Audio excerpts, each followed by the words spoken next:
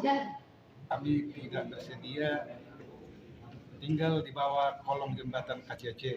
Kerugiannya tuh banyak Pak, masalah air, masalah derita kayak di gempa gitu kan, mereka lagi aktivitas di ini, lagi aktivitas tuh terus peraturannya mereka tuh tidak pakai peraturan, 24 jam mereka aktif.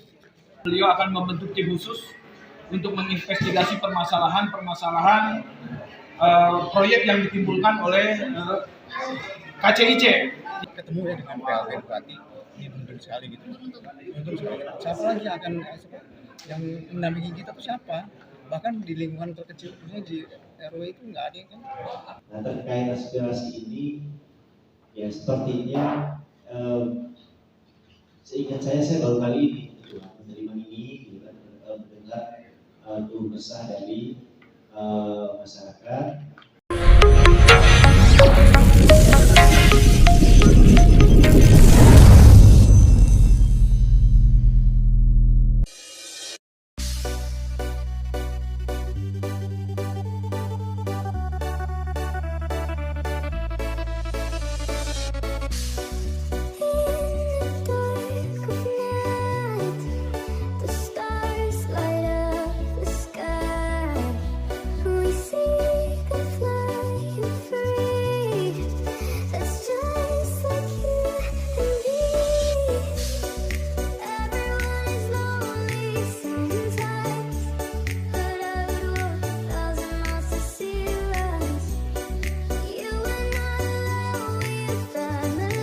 Bismillahirrahmanirrahim. Assalamualaikum warahmatullahi wabarakatuh. Selamat sore, selamat sejahtera kita semuanya. Sampurasun. Yang saya hormati Pak Kadis, yang saya hormati Pak Kabat, Bu Camat, Pak Kapolsek, dan teman-teman semuanya yang hadir pada sore hari ini, dari teman-teman dari Sudawangi, dari Bandung, KPMP, seperti ya. Tadi saya sudah mendengar beberapa penjelasan dari Bu Camat terkait agenda hari ini yang teman-teman ingin sampaikan terkait aspirasi, mungkin ada sedikit gangguan terkait KCIC dan lain sebagainya. Tentunya kami sebagai pemerintah daerah, kami sangat aspiratif, jadi menampung apa yang ingin teman-teman sampaikan, kemudian nanti akan kami tidak lanjuti. Tapi agar semuanya terang, benderang, jelas, saya memahami bagaimana keluh kesah atau keterisian dari teman-teman atau masyarakat, maka mungkin untuk mempersingkat waktu bisa segera dimulai. Silakan, terima kasih. Yang pertama-tama saya ucapkan terima kasih kepada orang tua kami, Bapak PRT, Kabupaten Bandung Barat, yang sudi menghadiri agenda audien ini, yang pasti di satu kehormatan, satu bangga buat kami. Selanjutnya juga kepada Pak Kabat, terima kasih selalu memfasilitasi apa yang kami rencanakan dan suarakan. Kami, Pak Kapolsek, bersama rekan-rekan dari Polres Perwakilan, media, dan rekan-rekan yang lainnya senantiasa saya hormati dan banggakan. Pada kesempatan ini, alhamdulillah, ini suatu prestasi ya, karena Pak PLN ini orangnya ya, sangat susah ditemui ya. Jadi kalau kami dalam mengeluarkan surat ini kayaknya juga tidak muncul ya. Tapi alhamdulillah kita memahami kesibukan beliau. Sebetulnya Pak PLD kami sudah mengeluarkan surat audien, apakah surat ini nyampe dari Bapak, kami juga tidak tahu apakah nyampe di Sekri. Bu Ayu pernah menelpon, pernah komunikasi, tapi alhamdulillah Bu Ayu begitu baiknya hanya dengan janji dan kami tidak ada apapun. Begitu juga dengan ajudan. Tapi kita biaskan permasalahan itu, alhamdulillah di depan kita ada orang kita disaksikan oleh Musbika setempat. Mudah-mudahan apa yang diinginkan oleh Pak PLT dan Pak Kaban tadi terang benderang permasalahan ini. Pada dasarnya kami di sini mewakili atau menjalankan dari tupoksi kami sebagai ormas KPRS dari Kabupaten Bandung Barat. Dan kami di sini membawa dari masyarakat terdampak yang mana hanya 4 orang KPRS. Yang 2, yang 1 penyakit jantung, yang satunya lagi stroke. Alhamdulillah gara-gara KCIC dia punya penyakit jantung dengan stroke. Alhamdulillah. Dan saya juga membawa rekan-rekan yang mana tadinya dari 200 orang karena KPRS kita kan hanya 20 orang. Alhamdulillah tidak diizinkan, ya alhamdulillah. Sedikit saya akan memaparkan nanti dari rekan-rekan Sundawani dari warga akan memaparkan perihal kenapa kita ada di ruangan yang terhormat ini, kenapa kita berkumpul di sini. Pada hakikatnya apa yang kami lakukan hari ini sebenarnya kami tidak mesti kami menghadapi Pak PLT dengan rekan-rekan Kabupaten Bandung Barat. Karena struktur dari hukum itu adanya di kewilayahan yang terkecil yaitu desa dan kabupaten. Jadi selama ini warga terdampak selama 2 tahun alhamdulillah menikmati janji-janji yang indah. Alhamdulillah 2 tahun ini 7 orang ini ditinggalkan oleh RT-nya, ditinggalkan oleh lingkungannya, ditinggalkan oleh desanya, ditinggalkan oleh camatnya dan ditinggalkan oleh pemerintahan Kabupaten Bandung Barat. Yang kami tahu pas kebetulan saya seorang arsitek Pak RT, yang namanya pembangunan apalagi berbicara proyek strategis, KCIC ini proyek strategis, proyek mercusuar yang bisa menimbulkan utang yang begitu hebat. Tapi 7 orang ini warga KBB, warga Kabupaten Bandung Barat kita mau evakuasi. Sedangkan CSR yang kita tahu semua ini bukan rahasia lagi, yang diterima oleh KBB ini ratusan miliar. Sedangkan ini hanya 800 juta kali 7 unit PPLT. Alhamdulillah 2 tahun ini tanpa uang 1 sen pun, yang dinikmati hanyalah kebisingan, ketidaknyamanan, ya, yang mempengaruhi dari paradigma tatanan sosial budaya warga terdampak. Yang mana mereka hanya berteriak dan berteriak, janji dan hanya janji yang dijanjikan oleh aparatur daerah. Sehingga mereka nyampailah kepada kami menyuarakan bahwa selama ini mereka tidak ada yang berguna. Barangkali itu sebelum Bapak menjabat saya dari hasil itu. Tapi pada dasarnya di sini kami dengan warga, dengan rekan-rekan asosiasi hanya meminta sedikit Pak, perhatian kasih sayang dari pemerintah. Kenapa kami berjalannya ini sudah 2 tahun, kami menangani aliansi ini baru 8 bulan, belum melibatkan pihak-pihak terutama dari Pemda Kabupaten Bandung Barat. Kami merasa dijanjikan terus. Mohon maaf sekali kepada Pak PLT. Dijanjikan dari pihak desa, pihak kecamatan, termasuk pihak KCIC. Sebelumnya kami akan menggempur KCIC di saat bantalan rel kereta api dari terowongan dan Bangkong sebelum melintasi perumahan Lembah Klaten. Tapi kami dijegal, dijanjikan kita ada pertemuan itu di Kota Batu. Beres, jangan turun. Mereka tetap tetap. Akhirnya janji itu tertunda sampai akhirnya pertemuan terakhir kami di BBKLO itu di Pasteur. Dari situ akhirnya kami balik kanan, akhirnya berpikiran kita harus ketemu dengan orang tua kita. Karena apa? Salah satu dari aparatur pemerintah setempat, anak buahnya Bapak Pak PLT, yaitu tingkat desa dan kecamatan itu meninggalkan dari warganya 7. Tidak pernah dilirik apakah ditanya mereka mati atau hidup, atau makan, atau nyaman, tidak pernah ditanya. Makanya saya mengucapkan sekali lagi terima kasih kepada Bapak. Semoga Bapak sehat dan bisa ikut memetakan serta memikirkan permasalahan yang ada. Karena apa? Kesiapan kami harus berpegang. Kami warga juga dari Bapak proyek KCC. Kita kembali dulu ke belakang yang Bapak. Kalau yang ini siapa namanya? Memanggil meter berapa? Ya, kecilannya. Kami warga saya sendiri Blok B nomor 7 atas nama Bapak Pasaribu. Bapak Pasaribu siapa ya?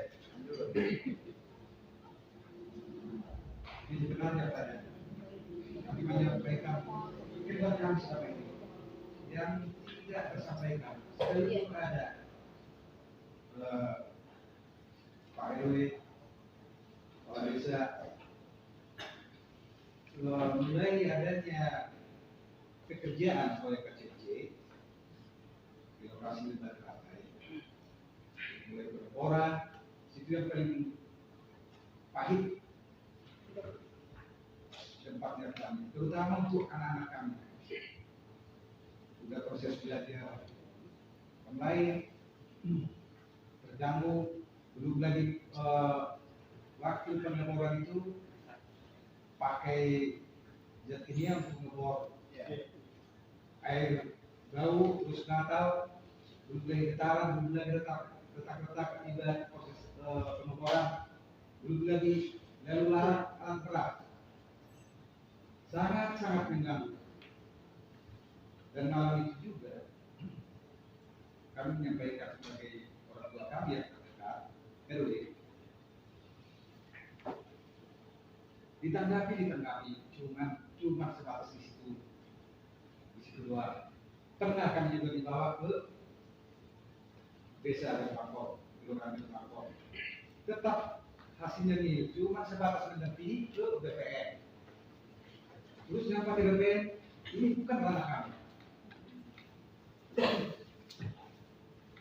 Dan pernah juga itu rapat forum warga lingkungan rakyat dan menjanjikan kompensasi itu. Dan ada juga terutama yang dekat lokasi yang dikerjakan mau direlokasi atau ke hotel selama proses pekerjaan pembangunan. Tapi itu juga nih. Dan selama ini kami sudah berusaha, akhirnya mentok. Bahkan saya sendiri mau coba itu jalur pengacara, tapi saya pikir juga ini kurang etis. Akhirnya kami warga yang terdampak dirembuk. Gimana? Soalnya ini udah butuh, kami udah capek bolak-balik tapi ini. Akhirnya kami minta bantuan yang peduli. Ini rekan kami semua, 3 aliansi yang menegak yang peduli ke kami. Sementara orang tua kami yang terdekat cuma sebatas itu doang, sampai ke kelurahan Bangkok. Nah sekarang saya sendiri mohon apabila pernyataan saya kurang tepat, bagaimana orang tua kami semua, kita tukar posisi aja. Gimana kalau kondisi kami seperti kondisi bapak-bapak kita kami semua? Apakah bersedia di bawah itu? Ini proses belum berjalan ini KTC-nya ini. Gimana selanjutnya ke depannya? Sementara melihat proses pembangunan kami udah terusin, udah bising ini semua siang malam. Padahal ada notabene pekerjaan dimulai dari jam 8 sampai jam 16. Ternyata juga itu diabaikan. 24 jam. Bahkan saya sendiri teriak-teriak supaya jangan lalu lalang, anak saya nggak bisa tidur. Belum lagi COVID, udah pusing kepala kita Pak. Terus sana ya transparan aja saya. Sudah tambah COVID, tambah proyek ini kita nggak nyaman. Padahal kita bertujuan kita mengambil tempat dia supaya nyaman. Saya 2010 beli di komplek itu, nggak ada sama sekali penggambaran gitu bahwa proyek kereta api cepat itu bakal ada seperti itu.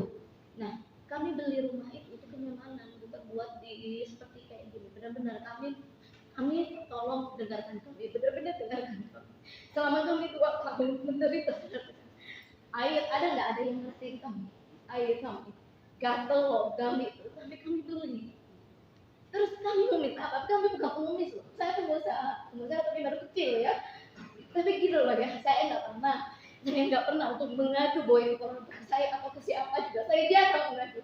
Tapi kali ini gara-gara proyek itu, foto air nyuci beras saya nggak wajar. Itu kota loh. Ini bukan beli di kampung, itu kota. Ya terus saya merantau di sini ya. Ya terus gini. Air mandi, tiap mandi anak saya gatal-gatal. Belum saya ada COVID itu juga penyakit. Belum usaha saya, karyawan saya kabur. Mana ada deh, dijamin berapa nyawanya untuk di belakang itu. Lagi mereka ada videonya itu, mereka berada aktif. Terus tidur juga keganggu. Ya terus apa?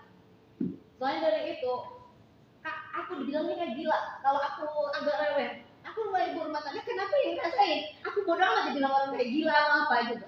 Mau tau nggak? Mereka itu untuk bangun proyek ada nggak untuk ada semacam ada peraturannya, ada untuk jalan keluar airnya itu. Jangan sampai semena-mena. Kalau saya nggak minta atau mereka dengar sampai segitunya. Tapi apa saya sabar, cuma bisa sabar sampai sekarang. Ibu juga kena dampak banjir kan? Semua sampai rumah masuk rumah itu selagi mereka beraktivitas. Sampai sekarang rumah saya itu bukan berupa rumah lagi, remes, bocor, aduh komplek. Oh bisa sih aku ngerasa ini kayak gini sampai sekarang nih Pak. Saya minta direlokasi. Saya bener-bener saya penderitanya udah terlalu double. Saya bener-bener Pak, karyawan kabur, rumah saya bocor, ngeremes. Terus posisi rumah saya ini proyek tuh ada di atas rumah atap gitu Pak. Saya nggak terima, saya minta direlokasi. Saya minta tuh ganti tempat tinggal kami, pindahkan kami di sana. Kami bukan hewan. Selama ini kami terkecoh tuh begini mereka, caranya mereka yang masuk ya tanpa ini, kurang ajar mereka. Proyek mereka tuh besar, aku kira bakal seperti ini mereka. Nih, gini Pak, sebelah dibebaskan dan sebelah kami, padahal perangkat desa itu udah mengukur, dia bilang ke mereka, mau tahu nggak? Itu posisi ibu pasti dapat, tapi nanti di pembayaran kedua kali. Mereka bilang, oke Pak, gak apa-apa. Tapi sampai sekarang kami ditinggalkan. Apa maksudnya ini Pak? Apa maksudnya sampai apa? Kalau memang itu yang diukur itu namanya apa itu yang diukur itu katanya tidak pelok itu sampai ini kan katanya tidak masuk ke pelok. Sedangkan posisi itu tidak ada harga NGOP juga apa namanya yang tadi itu. Nah, itu kami nggak terima. Kerugian terlalu banyak Pak. Kami beli tak gratis, nggak ada subsidi juga nggak ada Pak. Minta tolong Pak dengerin kami 7 rumah ini bener. Ampun Pak, bener. Saya minta tolong dengarkan di awal sudah sempat ditawarin dulu awal sempat ditawarin ya dari awal banget sudah ditawarin ditawarin aku dijelaskan dengan harga sekian itu pertama tidak cocok harga terus akhirnya mereka tinggal aku memang tidak ada belum ada cuma memang ada pengukuran bahwa ibu nanti tahap kedua nanti ada pembayaran atau ada tahap untuk seperti mereka yang di sebelah itu. Lah kok kami ditinggal? Sedangkan gini, dan mereka itu jauh loh yang di sana tuh Pak. Kami lebih dekat. Nah sedangkan posisi mereka yang melabui kami ya, itu pagar ini Pak yang kami kira itu mereka kerja bakalan ke kanan ya kami diam lah. Ternyata mereka kerja di dalam pagar kami. Apa ada gak peraturan menghargai kami, mengangkati kami untuk di pagar biar kami selamat atau nyawa kami selamat gitu. Tapi apa? Katanya mereka anggap kami hewan.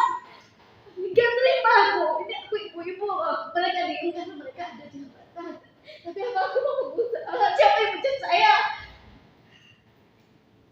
Saya mau dibilang gak orang gila, biarin yang gila tuh kalau saya terima. Kalau saya diam, saya yang gila berarti. Saya menantau jauh loh. Kok bikin kayak gini sih? Sampai RT, RW. Bener Pak, saya mah. Sekarang ini lah saya yang selama ini saya kebuka, saya seneng banget kalau ada yang gini bener-bener. Selama ini apa mereka? Ibu direlokasi ya? Iya. Pindah. Iya pindah. Dia mau tinggal di situ Pak. Jangan tinggalin kami Pak. Tolong Pak. Tapi apa itu yang diselesaikan mah jantung. Sekarang masih rumah sakit masih. Walau untuk ini beneran Pak. Dia anaknya masih kecil. Itulah ininya saya, jabatannya saya wakil ibu-ibu. Terima kasih. Assalamualaikum. Nah, saya Andri, Blok B nomor 5. Jadi yang sudah disampaikan kami Bapak Sri Nikoy juga kalau untuk secara fisik kesingan tidak nyaman itu emang saya tidak merasakan langsung karena saya sampai sekarang pun sejak dari 2009 sampai sekarang itu beragam. Jadi selama ini saya cuma tidak pernah menempati tempat itu karena suatu hal saya dikenal di tempat lain. Jadi karena juga kita sama-sama tahu bahwa 2 tahun belakangan kita dengan wabah ini itu dampak saya itu usaha saya. Jadi saya perlu modal karena itu dia, karena saya punya investasi rumah, saya bisa nanti buat modal usaha saya coba pinjaman bank. Singkat cerita itu ada supplier dari bank, ketemu kayak pemilik kan, yang nanya ini ada apa di dalam rumah ini, saya bilang ada proyek kereta api sekolah. Oh iya, dia itu nanti yang itu aja. Setelah itu dia selesai ya, supaya itu hasilnya besok kami diberitahu bahwa dia sudah melaporkan ke tim apa ya, ternyata itu tidak bisa lanjut, pinjaman itu tidak bisa lanjut. Nah, itu bahkan rumah ataupun tanah sekitar situ di sekitar Jakarta mungkin proyek dianggap sengketa. Kecewa dan pasti. Saya juga nggak mau debat dengan orang bank karena saya ngerti dia punya SOP. Ya, kenapa sampai dia bilang nggak ada nilainya? Saya udah ngerti udah cuma debat. Begitu. Nah, makanya saya mau gimana nih? Bisa siapa? Ini gitu. Saya mau minta tanggung jawab siapa nih? Dan saya nol. Kemudian kalau misalnya ada yang beli juga saya sekarang tahu bisa menanyakan gitu. Misalnya dia apa beli lewat bank juga. Misalnya itu juga ini kan saya beli rumah juga untuk tinggal satu saya, nanti saya berikan untuk orang tua gitu. Tapi kedepannya kita juga sama-sama nggak tahu lah. Kedepannya seperti apa kalau udah kereta ini berjalan. Itu yang disampaikan Pak Basri. Ya kita kan nggak mau punya ya. Kita tahu kenyamanan, tapi sejalan. Itu ya Pak. Dari Sumbawa ini hanya ingin menyampaikan beberapa pertanyaan. Memang awal-awalnya dulu yang menerima aduan tersebut pertama kali saya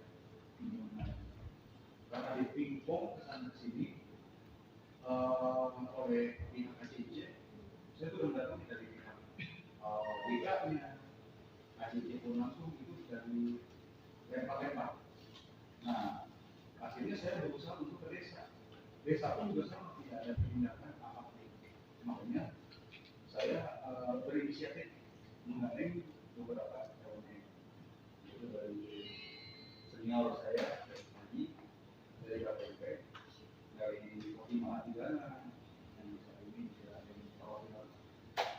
Nah dari itu saya ingin menyampaikan beberapa pertanyaan. Dan di sini saya terlihat tidak ada yang dihadiri oleh perwakilan desa. Karena desa ini lebih tahu di tingkat wilayah.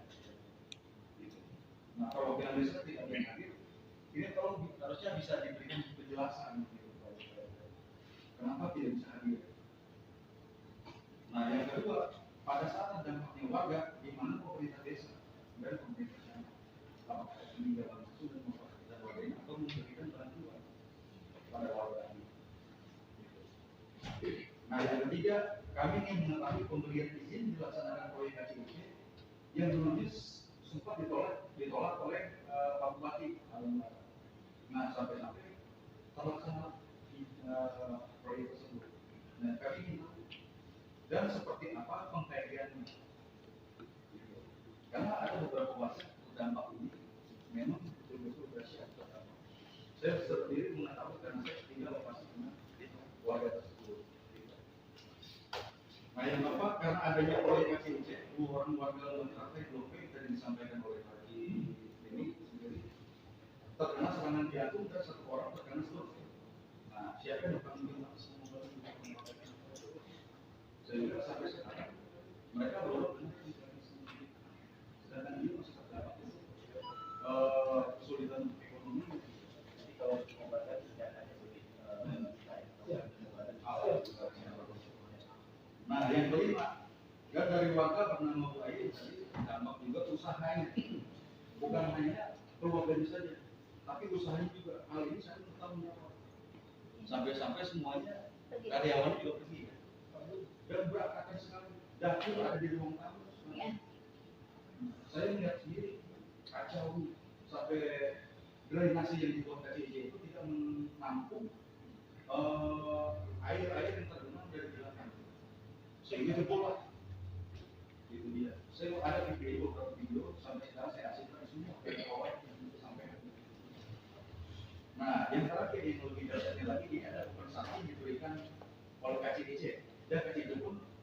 mengenakan diberikan OPT sebesar 90 juta. Itu tidak besar dan tidak mencukupi kalau memang itu mulai dari pembisingan, polusi. Nah, akan tetapi kompensasi ini tidak diberikan ya, dan tidak pernah dirasakan oleh warga tersebut. Iya, pasien wajib ya. Iya, itu. Nah itu. Nah, ini. Dari belakang. Berapa kali dari yang pajak? Sudah sampai itu. Bagaimana? Tidak ada penghalang kan? Saya juga ikut prihatin dan menyampaikan mohon maaf apabila mungkin dalam pelayanan baik itu di pemerintah daerah maupun di pemerintah kecamatan maupun desa itu ada kekurangan kelambanan tidak sesuai dengan mungkin yang diharapkan oleh masyarakat. Tentu ini akan menjadi evaluasi. Nah perlu diketahui juga kami, ya saya pribadi sangat reaktif terhadap berbagai persoalan-persoalan yang saya baca, saya monitor di sosial media. Tentu langsung biasanya kami rapatkan melalui Zoom dan sebagainya. Nah terkait aspirasi ini, ya sepertinya seingat saya baru kali ini menerima ini, gitu kan, mendengar keluh kesah dari masyarakat. Tapi nanti ke depan kami akan tidak lanjuti. Pak Jarod, nanti kita akan bentuk tim, untuk membuat telahan staff. Kemudian kita akan sampaikan ke yang berwenang, yaitu pemerintah pusat dan juga mungkin KCIC. Nah, memang hari ini saya lihat juga banyak manajemennya yang sudah berubah sehingga agak kesulitan juga bagi kami untuk komunikasi, dan kantornya yang ada di Kota Baru di kantor pemasaran itu juga sudah tidak ada. Nah, tapi kami juga mohon dimaklumi sambil nanti kami akan buat telahan staff untuk kami pelajari, kita ditutupi, mohon dipelajari. Memang kami itu juga dibatasi oleh kewenangan-kewenangan yang terkadang ya kita tidak bisa melewati. Sebagai contoh misalnya ada jalan provinsi sebagai contoh saja rusak gitu. Ada kasus juga di Cipatat ketika kita punya niat baik untuk membenahi itu jadi masalah. Berarti yang kami lakukan adalah ya surat gitu ya. Jadi kewenangan itu sudah dibagi-bagi pemerintah pusat, provinsi dan juga kota bahkan desa yang mungkin teman-teman sudah sangat memahami. Nah, kewenangan itulah yang membatasi kita.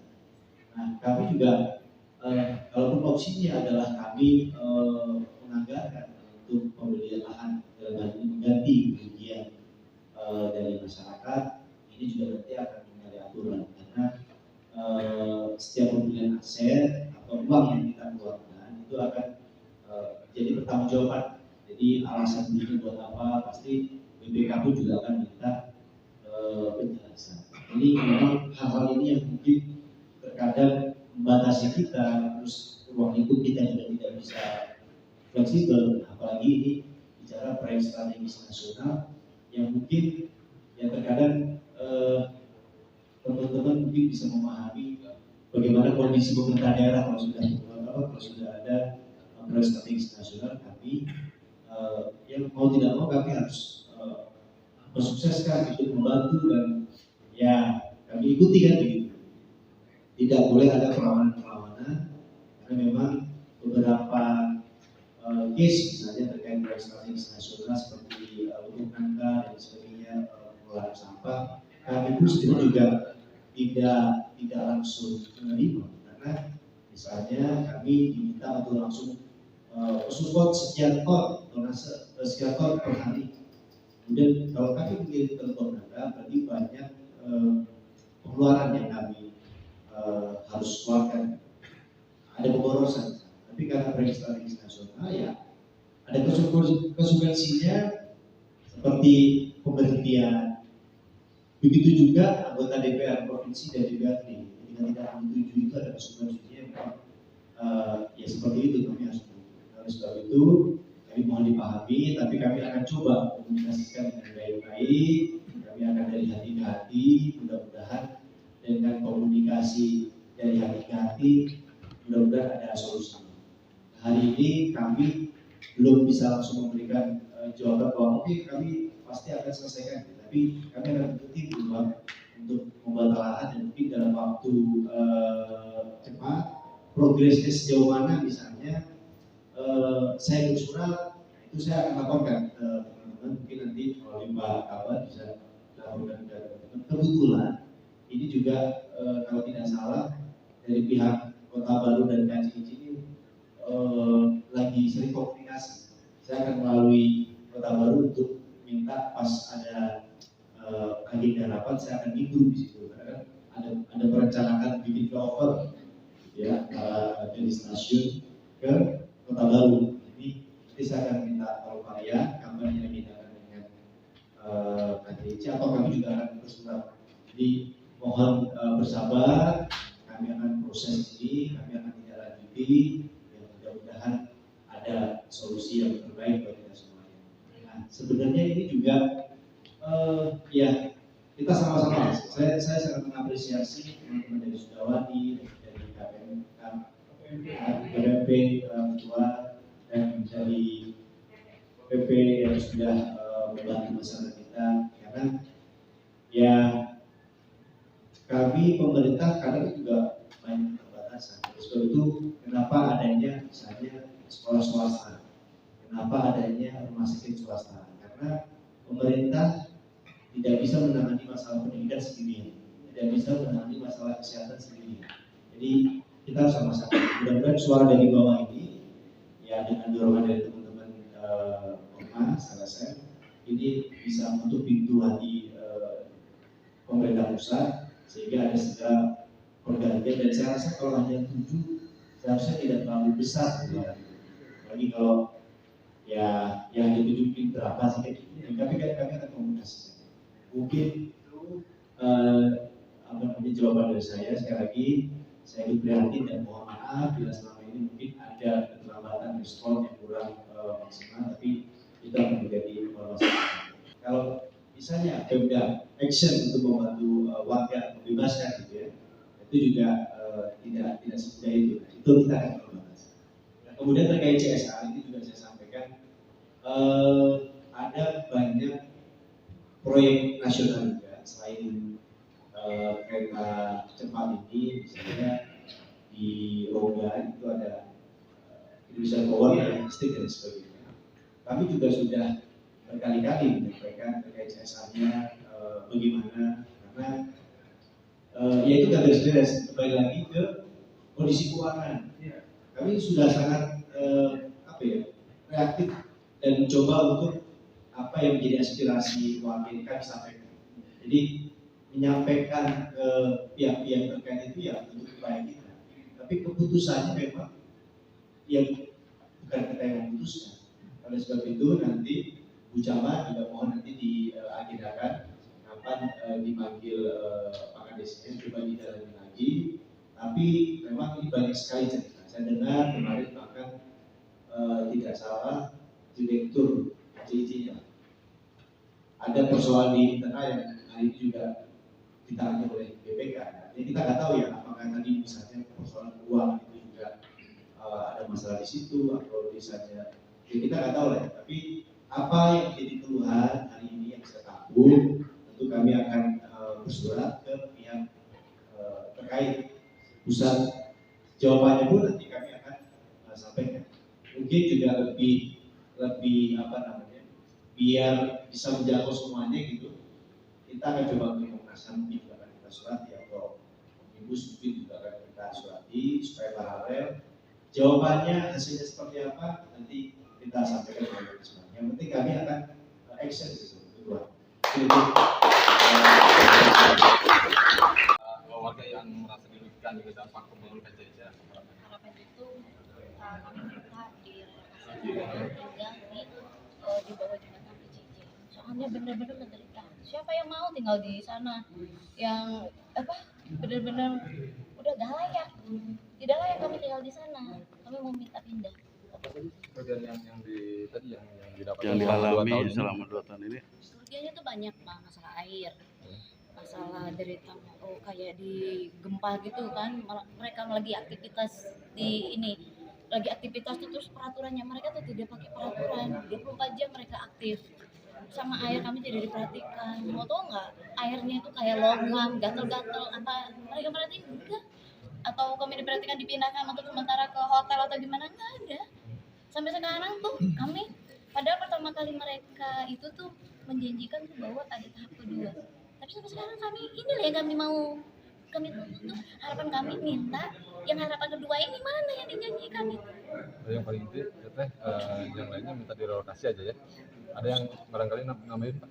Jadi setelah audiens ini ya, kita berharap sekali lah apa yang sudah disampaikan oleh pemerintah KBB segera dilakukan, segera mereka akan tindak lanjut. Itu aja sih dari kita. Makanya kita ya ketemu ya dengan PLT Bupati, ini beruntung sekali gitu. Beruntung sekali. Siapa lagi yang mendampingi kita tuh siapa? Bahkan di lingkungan terkecil, khususnya di RW itu nggak ada yang kan. Makanya tapi aliansi para pejuang bisa membantu kita dan bisa ketemu sama PLT Bupati. Segera itu aja deh. Harapan kami sebagai warga yang terdampak di Lembah Teratai, semoga segera realisasi. Kami warga Lembah Teratai Blok B khususnya, supaya keluhan kami selama 2 tahun ini kurang lebih pembangunan proyek KCC supaya terrealisasi. Kami tidak bersedia tinggal di bawah kolong jembatan KCC. Demikian mungkin sebagian yang kami minta orang tua pemerintahan KBB. Semoga harapan kami segera terlaksana dan terrealisasi. Terima kasih. Relokasi harga mati itu aja. Kalau dari hasil audit, alhamdulillah kami dari aliansi yang membela keberadaan masyarakat terdampak di Blok B Lembah Teratai, kita dengar langsung semua ya, PLT Kabupaten Bandung Barat langsung membuat satu statement, satu pernyataan yang membuat hati kita sejuk ya. Beliau akan membentuk tim khusus untuk menginvestigasi permasalahan proyek yang ditimbulkan oleh KCIC, yang mana di sini Pak PLT langsung dengan tegas memerintahkan Kadis Perkim untuk sebagai ketua tim pembentukan investigasi khusus kasus di Blok Lembah Teratai. Kalau dibilang puas, belum puas ya, meskipun kehadiran PLT, karena aktor intelektual dari permasalahan ini yaitu Kadis Gado Bangkong tidak hadir dan BPN serta KCIC tidak hadir. Tapi ada harapan, ada secerca harapan yang statement yang dilakukan oleh PLT Kabupaten Bandung Barat. Semoga statement itu tidak jadi bohong lagi, karena kami di ruangan ini udah yang kesekian kalinya dibohongi ya. Jadi jangan sampai ada identik ruangan sekda ini menjadi ruangan pembohongan publik. Dan harapan kami sudah barang tentu apa yang dilontarkan oleh pihak PLT itu menjadi satu kenyataan. Bukan retorika, bukan janji manis, tapi aplikasi nyata tentang bagaimana kita membela masyarakat yang terdampak oleh kasus pembangunan KCIC. Langkah selanjutnya kami menunggu sesuai janji dari tim khusus yang dipegang oleh Kadis Perkim, sejauh mana kinerjanya. Karena kami tadi sudah mengeluarkan statement kepada PLT bahwa kami siap di belakang beliau di saat untuk membela atau melaksanakan aplikasi ganti rugi atau relokasi terhadap warga terdampak. Yang pasti kalau ini tidak terjadi atau tidak terrealisasi, pasti kita akan turun melakukan aksi demo menyuarakan ketidakadilan ini. Karena apa? Kita menyangkut hajat hidup 7 masyarakat yang terdampak.